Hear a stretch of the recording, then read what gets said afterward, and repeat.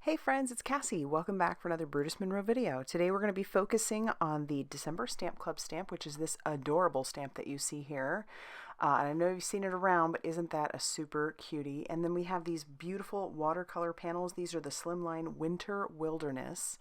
And we'll talk about those as we paint on them, but isn't that gorgeous? And then we also have a whole array of Aqua pigments, all by Brutus Monroe. And I'll bring in a couple other colors, but that's what we have along with a slimline base.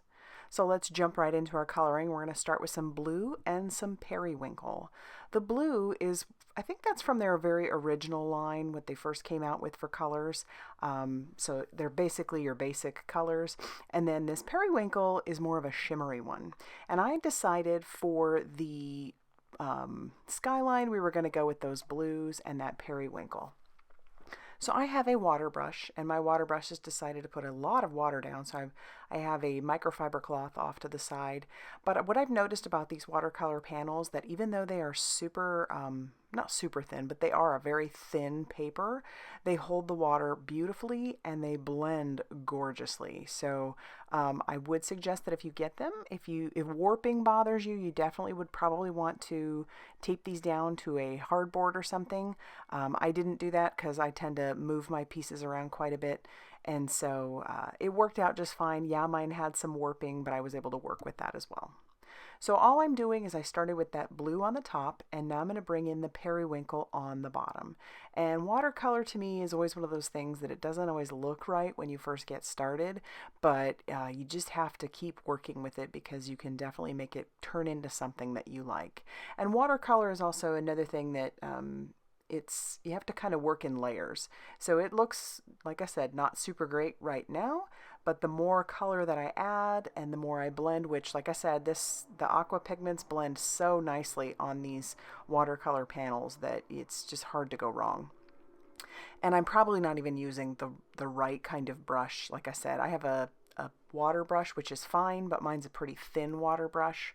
And so for a panel this big, you might want to have more than one brush that you're using. I'm going to heat set this in between layers so that way I can work with other colors and maybe even bring in extra colors or layers later on, which I will bring in some more of that blue later. But we're going to move on to the trees. So I'll bring in some Night Shift Green and some Hunter. I do want to point out that I do a little correction from time to time. You'll notice that the color, I bump it outside the line or whatever, but it's actually pretty easy to fix just using a little bit of water and my microfiber cloth. That will kind of absorb that color just a little bit, but I think I like the messiness, not necessarily messiness, that might not be the word that I'm looking for, but it's just real painterly, and so it's very forgiving is what I'm trying to say. I love the sketchiness of these panels as well because I feel like that leads you to have a lot of creative license. I'm just slapping color down, as you can tell. And I really don't have any rhyme or reason as to where my light source is coming from. I'm putting the Night Shift Green more on the lower right hand corner of the trees, and I'm putting the Hunter more on the upper left hand of the trees, but I mean, you do it how you want to. These sketches or sketchy panels just really lend to that creative ability with the watercolors, which is something that I really love. I will heat set in between when I want to add different layers, but we'll move on to the mountains now. I'm going to go with purples for the mountains. This first color is Lavender. The next color that I'm bringing in is Amethyst. And then that final one is the Night Shift Purple. I don't use a lot of it because it definitely is a very dark color, and it has a tendency to be a little bit more like black gray on this white paper. So I'll start with the Lavender, which is another one of their shimmery colors. And the Amethyst has some shimmer to it too, which on a panel like this, it's amazing. But you'll notice that I'm having absolutely no issue with blending the color. Like I said before, usually with watercolor, it starts out looking kind of messy, at least for me anyway. That's what I've noticed. It looks like, boy, we're going to struggle with this, but I ended up blending these so beautifully, and I wasn't even using the right kind of brush. So now that I've got that lavender down, I'm going to bring in the amethyst, and this is what I'm talking about. It looks like that's not going to blend, but the more I work with it, it just accepts the water and the aqua pigments so beautifully. that I don't have any harsh lines. It seems to be a really nice transition from one color to the next. Sorry, I'm off screen there just a little bit, but I'm adding that amethyst to the lower left, bringing in more of that lavender to make sure that the lines are kind of gone, and it blends really pretty. And then I'll bring in just a tiny bit of that night shift purple at the bottom. Like I said, it looks a little bit more black gray kind of color in this light. When I tilt it, it will look more purple. It's just the nature of that type of product, the night shift products. And so bring in more of the amethyst so that we can blend that out, and then more of the lavender. I didn't have any pilling on this paper. I mean, I wasn't bringing in a lot of water. I wasn't squeezing my brush. I was letting the Aqua pigments do all of the work. And I am so, so happy with how this panel ended up turning out. It just, looking at it makes me so happy. And these come in like a pack of, I want to say it could be 4, it could be 8. I'd have to look again, but I'll have it linked down below so that you can check them out. I'll bring in some more of that blue for the little river that's down there by the little cabin. And then while I have it out, I'm going to layer up some of that blue in the upper left-hand corner so that it'll just be a little bit darker up there since everything is dry. But again, blends out beautifully. Now we're going to stamp our little December Stamp Club stamp, this darling little snowman. You wouldn't think that he might necessarily go with that panel, but I think the way I get him out there, he works. I'll bring in the amethyst, and then I'm going to paint his little Santa hat with that. I am going to bring in some blue as well, just to add some shadowing and shading eventually. And then that blends a little too much because I didn't wait for it to dry before I put down the blue. But we'll work with that.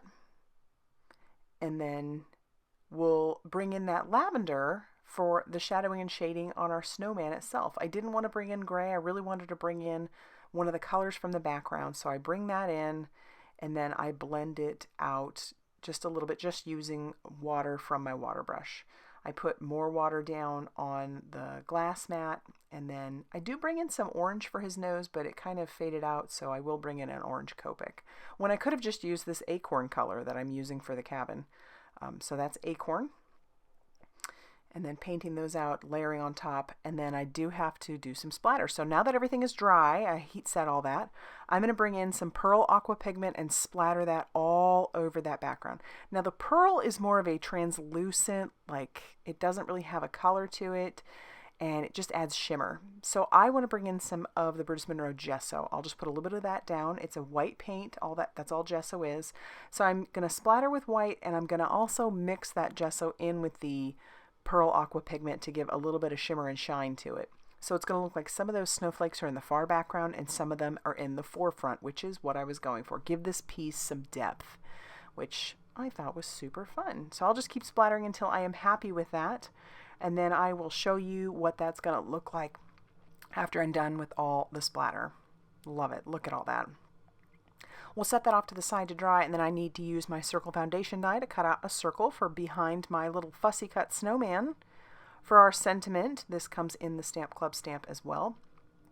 We're going to use a magic powder bag on some Raven cardstock, ink up the sentiment with some embossing ink, and then stamp that down, cover that with some Alabaster embossing powder, and then heat set that till that is smooth and melted. Now you will see that there is some residue left behind by the magic powder bag, but that is easily wiped away. I'm just letting it cool right now and putting everything away, and once it's kind of cooled down, I'll wipe the rest of that magic powder bag away using a microfiber cloth, and then I'll trim down my sentiment, and then we'll get ready to start assembling. So this was a slimline panel that Brutus Monroe carries in the store. These are already cut down to 7 inches by 8.5 inches, so all you have to do is score it at 3.5 inches.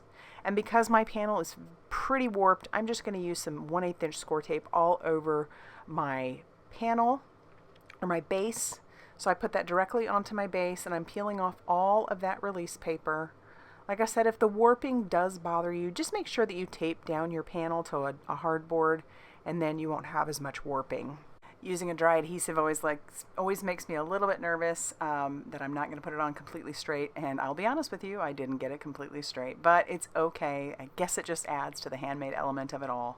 I'm going to use some liquid glue on my circle that I cut out, and also on my little snowman. I love how he matches that background. And then I'll also use some on the sentiment and just kind of push that over to the right hand side, but under his little feet. And then once I have that on there, that is actually going to finish off our card. So I would love to know what you think of this.